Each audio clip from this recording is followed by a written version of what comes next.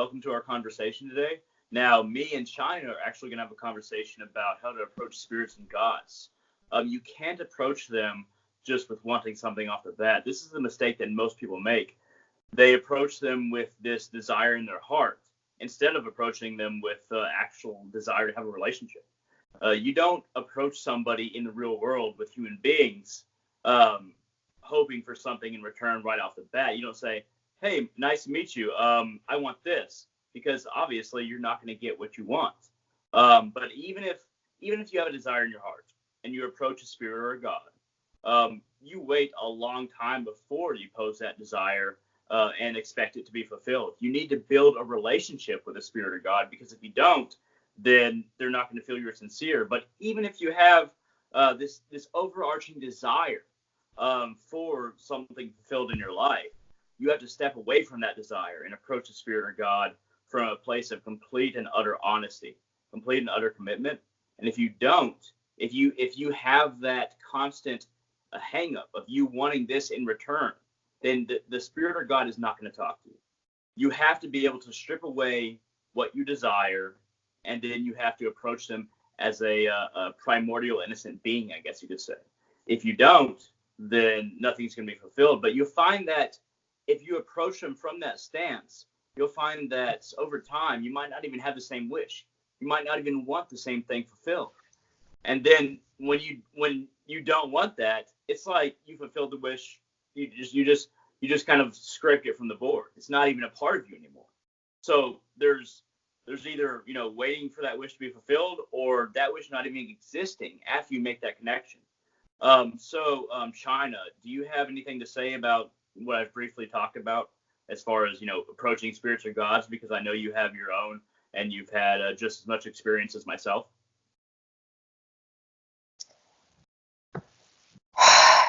There's so much to say about this topic, and I love what you said about developing a relationship.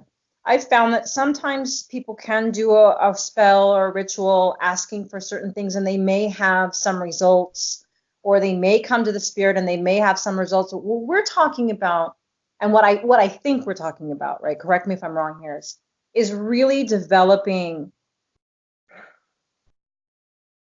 a solid, nurturing relationship. And really, I feel like what humans really desire is we'd like to be seen, we'd like to be heard, we'd like to be loved, right? And these are relationships that we like with each other.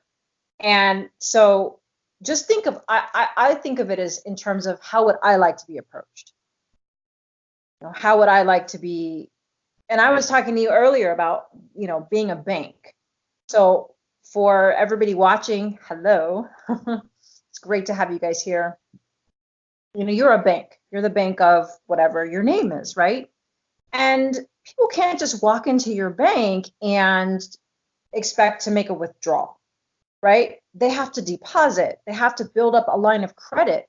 And first come, first serve is going to go to the person that has the VIP. The white glove service goes to the person that's really sustaining the relationship, really giving the most value, right?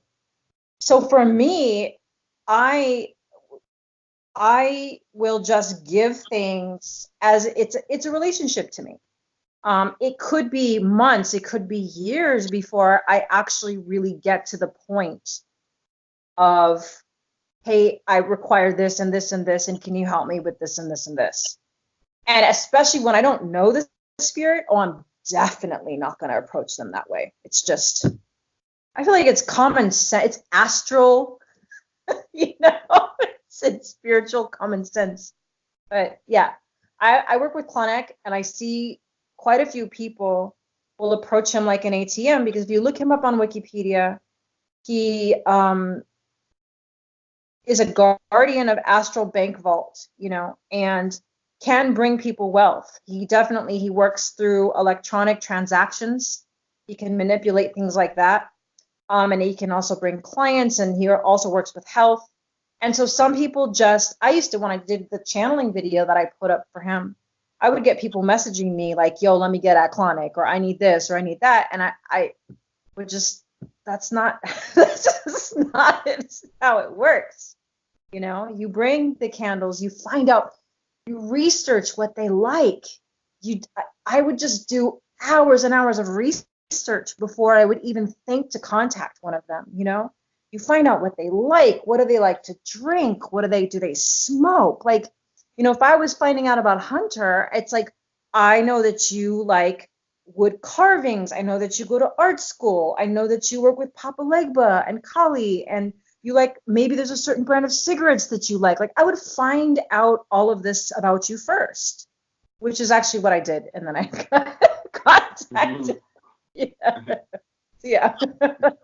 It's called building. I have this saying with people that I work with: I accept offerings of beer, and but it's the same with spirits and gods. I find that many, not all, but many will accept any sincere offering as an appropriate offering. Not all, but many will.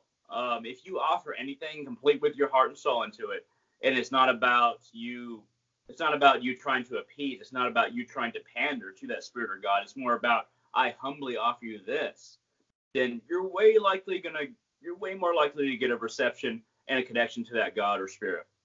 And it isn't always as people think it is. People expect, okay, well, that spirit or God is going to physically say something to you once they like you. But really, a lot of the time, they might do that as well. But a lot of the time, it's something that they place inside of your head. It's something that it's a ripple that they start in your mind. And then you realize, okay, this is the answer to the question that I was asking without even asking it and without even hearing it outside of myself. But there was this answer that was basically transmitted within myself, within my mind, within my Chitta. And then, of course, I need to follow that link. And the more you do that, the more you pick up on a frequency and connect that frequency within to that source without, or perhaps you might even say it was within, then the easier it is for you to communicate with that spirit or God. Well, actually, I would say that it's never like it is in the movies. You're not gonna see this being come down and speak to you externally, except in some instances. But you're gonna feel that communication within, and you have to have a calm enough mind in order to receive that within. Otherwise, you don't know where the hell it came from. You don't know what the hell is going on, and you don't know if it's a God or a spirit, or if it's just yourself. So that's why you have to have a calm enough mind to where you can receive that. So when I work with Odin, I draw a rune every day, and then I clear my mind and allow whatever he wants to teach me through that rune, through that basic idea form, to basically flow into me writing. And then I just write and write and write. And I find that the inspiration is very divine. It's very disconnected from something that I knew. And then I'm surprised at the end of it because I didn't know what I was going to write, but then I wrote it. But it's very important to be able to clear your mind of all the random things that come into our mind throughout the day, or our motivations or our emotions. Just make it a blank slate. If you can do that and you approach the spirit or God humbly, then you have a great means to produce an entire book from that God or spirit. Would you agree? Absolutely. Absolutely. A couple of things that really hit home for me. And the first thing is that to anyone watching, it doesn't have anything to do with money and the amount of material wealth that you have now. It really, from what I found, it has to do with your level of sincerity. If what you have is what you have right now and you can offer that, then you offer that. If you're able to buy, like if one of them, if you see like a little plant that doesn't cost much, or if you make them a card, or if you draw their sigil, and whatever, if you can offer, depending on who the spirit is, maybe I do sex magic, so if you offer them some energy, anything that you've got, like that, it really depends on the quality of the offering in terms of your own, again, like the level of sincerity and commitment, right? It really, and as you gain more, as you have more material means, then you can offer more, and you will have more when you when you approach it with that level of sincerity and commitment. You will have greater boons come to you. And make sure that when you do develop a relationship, and they do give you boons, they give you things that you reciprocate, just like, the way you would want to be treated, any kind of relationship. If I go out and if I'm just at the grocery store, or I'm at the store, at the farmer's market or whatever, and I just think of, one of my guides that I love, and I'll just buy them some flowers, put it on their altar, or, just any kind of incense that I know they love. Oh, I'm going to pick up this dragon's blood because I know they love it, or whatever, and that's just a constant. Another thing is with the signs, like Hunter, you were saying, when you make that connection and they're not going to come to you and actually physically manifest. Now, some people have had that happen. It takes a ton of energy to do that. It takes a lot of energy to do that. So it's really, it's going to take a more skilled, advanced magician. Why would you do that anyway? You would have to deal with any kind of fears that you have to be able to do that. And for the kind of relationship that you're desiring, it's not really that necessary. You can get there eventually. It's just, we have to look at why you would like that. Another thing is, so yeah, you have to follow. They're going to send you things like books, or this is how I found Hunter. Like they literally, it's like they give you breadcrumbs, kind of, like they lead you down pathways and show you certain things. And you got to listen to your body. Your body's going to tell you when you feel it, that hit in your body. You cannot bypass that intuition, that gut feeling, that first mind. When your body, not the mind, when the body is like, yes, then you go for it. Because the more you do that, it's like lifting weights, and you go to the gym and you can lift a certain amount of pounds, at first, and then you can lift more and more and more. And it's the same when you're working with spirits. They're going to you're going to open up your mind. And this is part of their training also, is to help you expand your consciousness to one of prosperity. Because when you have an expanded consciousness, you're living at the vibrational frequency where you can even receive what they have to give you. And it's vast. It's not just, it's knowledge and wisdom and stuff sometimes, but just a whole different way of being. And your relationships will improve. And the other thing is, I just did a YouTube video where I was talking to people about meditation and the importance of meditation, or any kind of stillness practice, going out into nature and just forest bathing even, looking at the sigils, the symbols, and just clearing the mind, any kind of stillness practice.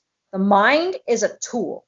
It is not, we are meant to utilize the mind as the tool. And it's like, when you have credit, if you don't use it wisely, you're going to be in trouble. If you do use it wisely, you can buy apartment buildings, and other people, the tenants that they rent from you, can pay for your whole life. Now, which way are you going to use this? This is the way that your mind is, right? So when I love meditation and stillness practice, and you can get stillness from a lot of things. Hunter, I would guess that when you go into your woodworking, you probably go into this altered state where you just feel something, and that's part of a stillness practice too. Maybe you guys write and you feel still, or you are dancing, or you're swimming, or whatever it is, right? And why is stillness practice and meditation is an amazing way to get there? Why is it important? Because it develops telepathy. And when you have telepathy, you can hear spirits very, very well, and you know that it's them, and it's not like an imposter spirit. And then when you open up to telepathy, you won't have to do what I found, that is, you won't have to do a ton of evocation. At first you may have to do it, but I can hear them anytime. Like I can tap in like this, and I don't have to do like the full thing, which takes a lot of energy. And that helps me, especially as a female, helps me conserve a lot of energy so that I can just be quiet and I can be still. So you'll be able to hear more. Again, when you're telepathic, you can have straight just communications with them. It's very clear. And it's just like, we'll talk about money, because money loves momentum. have you ever noticed when something comes to you that's really aligned, right? And it's on a higher fractal patterning, it's what we call it, it's healthy. It happens really fast sometimes, you know, and money's quick. Good communication and relationships are quick. So if you really would like to hear this guidance from your guides, you have to be open for that quick telepathic communication. I would say that spirits in general, if I was going to use an allegory, then I would say that for most people, you always see these abandoned shops, these abandoned burger joints or coffee shops, and for most spirits, it's like they're trapped in that empty space, and then most people on the outside can't hear them, no matter how loud they shout. But the people who can hear them are the ones who actually go up to the building, open the door. Now, this is actually a door within ourselves that we open, and then we walk in. So it's the sad thing is when somebody dies, a lot of the time the soul is fractured. Your ego might go somewhere, the life force that you're having in your body might go somewhere, and then the soul moves on. So a lot of the time when I'm communicating with spirits, sometimes it's just the ego that's left behind, or the life force that hasn't completely dissolved into life itself. So it feels like they're trapped on the other side of this empty building, and I'm not the only one, but I mean, in my area, I might be the only one that goes up to that building, actually looks through a window and sees somebody's banging, and they're willing to talk to you. But it's very sad, because a lot of spirits, they don't find anybody to communicate with, even if they want to make communication.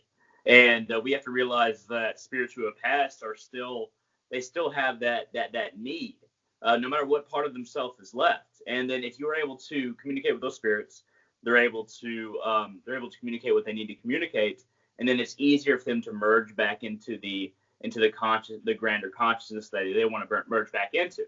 So it's very important to not consider communicating with the dead as something that's quote unquote evil, or something that only exists within the mind. These are physical things that happen. You just have to kind of attune your frequency to those existences that are just below the regular consciousness of humanity. Does that make any sense to you? Absolutely. Yeah. And I've communicated with a lot of people that have passed, that they're very tired, they're very sad, and they just want to reach out a little bit. But that desire to reach out has been diminished so much from not being heard that it's just kind of a whisper.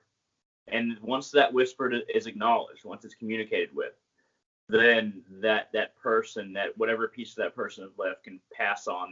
That small wave above the surface of the ocean can kind of merge back in peacefully. And that's what we're lacking a lot of the time in our materialistic society, because everything is so materialistic that it's hard to even care about spirits that might not give you anything in return but a little bit of information. But when we're compassionate, we have to not just be compassionate to people around us, but people who have passed, and allow those waves to merge back into a still ocean. And then as you work with one wave after another, the ocean around you in your area becomes more and more still. And then you'll find that corresponds within yourself, and you become more and more still, which is something that it just happens. It's like it's dharma, it's karma. Once you reach out sincerely in that way, and you satisfy those spirits, you'll find that your own spirit is satisfied. Does that make sense to you? Absolutely. And I've had some really wonderful experiences with the dead. Do we call them the dead or discarnate? It's up to interpretation. It's Exactly. not a thing that most people can understand, or vocabulary really has a label for. So it's just kind of whatever word we decide to use for it. I mean, it's hard to communicate what the dead are. So I mean, yeah. So a couple of things, experiences I can think of right off the bat. However, it's interesting. I've helped several people pass on. Either they were in a body and they were passing, or they just passed. And especially when someone has some notoriety too, that can be difficult for them. If they're famous and they pass, then and especially unexpectedly, and if they're young, there's a lot of people hanging on them. A lot of people, and the grief actually really keeps them, it's like a boulder that keeps them fragmented and unable to go back to sources. You were saying it keeps them here. So I've had a couple of people that I helped who later came back, like a couple of years later, and helped me when I required it. Not that I was like, oh, hey, wow, how you been? And they're like, you need some help right now. I'm like, I could use some, sure. And they're like, well, I got you. Thank you for helping me. And it was really shocking. That actually just happened a couple of weeks ago. Somebody that I helped, and I did it. I helped them not thinking that I was going to get anything. This was somebody that I love their music and I love what they stood for, and I just could feel that they had just passed, and I could feel the weight on them, and that everybody was wanting something from them. And because I know how to deal with that kind of situation, I held a space for that person so that they could really shift. And the other day, as I was requiring support, and I was in the bath doing a ritual bath, and this person showed up. I was like, is it you? How are you doing? And they were so appreciative because I sent them just legions of beings to help them. And they thanked me. And then have been here for me. Now I can feel them starting to go more and more and more back to source. And I told them the other day, I said, if you disappear entirely, I'm okay with that. Like, if I don't hear from you again and you go, like, we're good. But it was pretty amazing. And then I had another time I was in this motel room on a movie shoot, and it was haunted. And the room that I slept in, there was something really dark in there, and it was like in my face, and it's really scary. And I was so scared that I didn't sleep underneath the covers. I slept like in my own sleeping bag on top, like this, all night. And I was like chanting to the Divine Mother the whole night. And I would wake up and it would be in my face, and then I would keep chant again and fall back asleep. And I called on the Divine Mother to help this soul go, because something clearly not good had happened there, and that being was trapped. And they went back to the light. And a couple years later, there was some being that was trying to attack me astrally, and this being that I had helped showed up and told the other being, like, you have to leave her alone, and then disappeared. Never saw them again. But and the thing is I know that it was because I gave to these beings with no thought of there was no like strings attached. I just helped because I can, and I felt like it. So you never know when it's going to come back, when you most need it, I guess the message is to not only do good to the living without, wanting a whole lot in return. Of course, somebody can make a little bit of money if they needed to survive and that's their job. But the thing is, do good where you can to the living, and do good where you can to the dead, I suppose, is the message. And like you said, I'm not interested in getting something in return either. I'm more interested about communication and establishing relationships, allowing the land to be at peace, because these what's left behind just naturally can feel at ease once you resolve the situation for them. I would say that this has been a really good video. Me and you can keep on talking, of course, after. We might want to start another video. I don't know, but yeah. I kind of want to wrap this. I kind of want to wrap this one up just so we can have this solid chunk of videos. So hey, thank you very much for joining me. Since I'm going to be putting this on my channel, do you want to go ahead and shout out your channel? Well, I can put this on my channel too, right? Yeah. Yeah. So go ahead. No, I mean, just since I'm going to put it on my channel as well, do you want to shout out yours as far as, China Brooks? Is that basically what people have to type in? Yeah. You guys can find me. Google me. I'm all over the web, China Brooks, ChinaBrooks. It has been a pleasure to inform you. I'm super grateful that you are here and watching. And I really wish you the highest and the best with your relationships with the spirits and with your spiritual practice and your sadhana and your magic. Thank you very much for joining me. We're going to continue talking, but everybody at home, if you have any questions, comments, concerns, shoot them down in the comment section below. We'd love to hear from you. We'd love to converse with you. And I hope to see all of you on the channel in the future.